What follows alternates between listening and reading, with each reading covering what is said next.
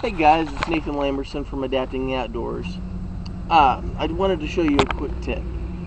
Today my little brother and I have been out at our local lake and we've been doing a little bit of fishing. And I haven't really caught anything worth catching on film, but it's been a good day. The tip I wanted to show you is I'm using a Snag Proof Frog, and what I'm going to show you is after you throw it out into the water, you give it a couple twitches with just a flick of your wrist, and you will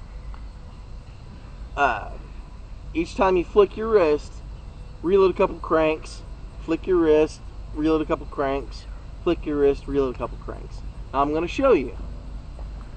Now what I'm going to do is I want you to watch how it lands in the water, and then once it lands, I'll show you what I'm doing with my wrist. So here we go.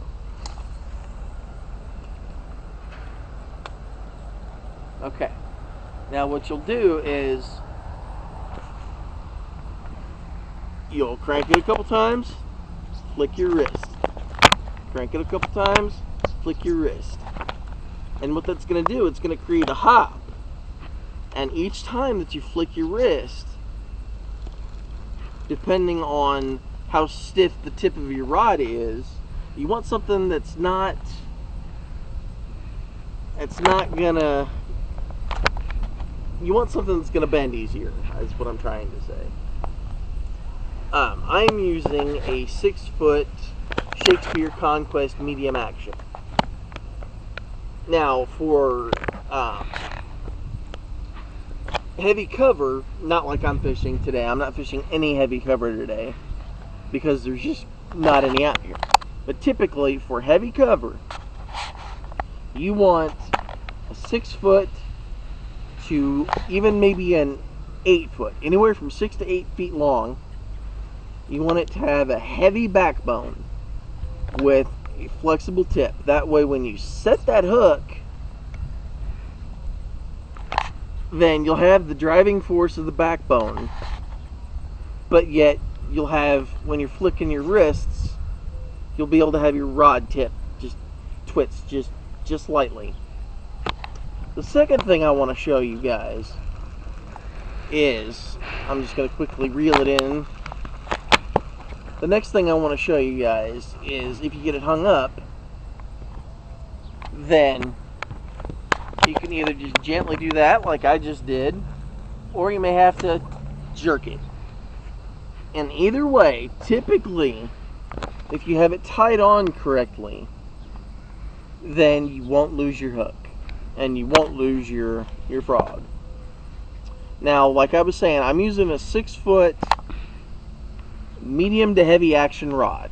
I said medium action, but it's actually a medium to heavy action rod.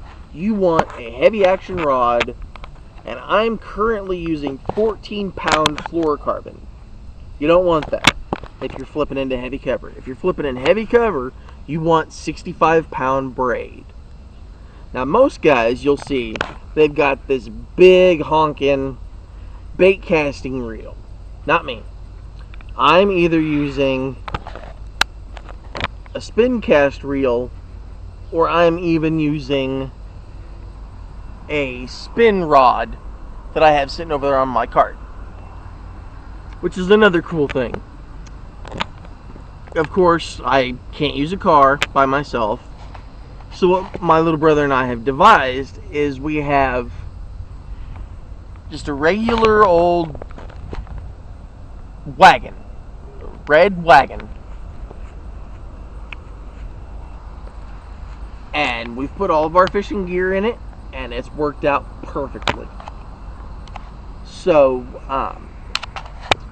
if you guys just follow that, use a heavy action rod and a heavy action reel. Typically they'll say 7-to-1 ratio, gear ratio, and 50 to 65 pound braid, and you should have no problems pulling those fish out of the big heavy cover like that.